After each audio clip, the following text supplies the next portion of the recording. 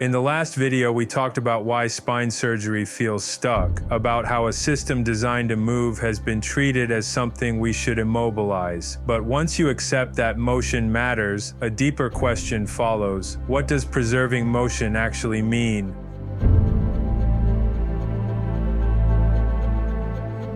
Today, motion preservation is often discussed as a checkbox. Does the spine move? Does the implant allow rotation?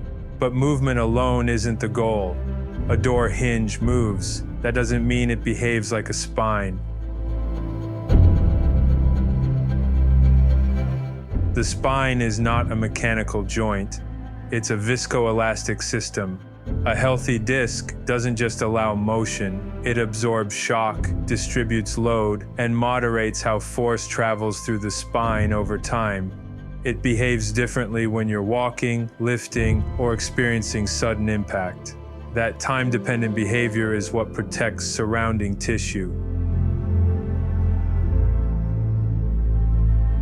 Many disc replacements focus on restoring range of motion, but when implants behave like rigid mechanical joints, they change how force is transferred.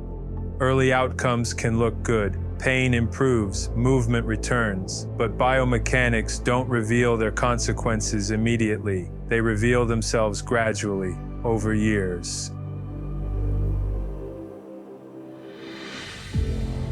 In spine surgery, 6-month success doesn't define durability. The real question is, how does a solution behave after millions of cycles, after daily loading, after time has done its work?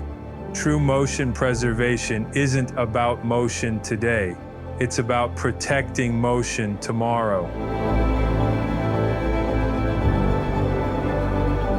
Preserving motion means respecting how the spine behaves biologically, not forcing it to behave mechanically.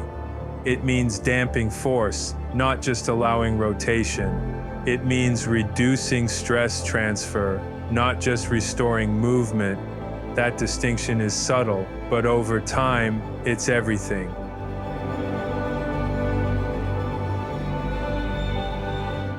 At AxioMed, this understanding shaped every design decision. We didn't set out to build a better joint. We focused on replicating the behavior of a natural disc, viscoelastic, load-absorbing, and consistent over time.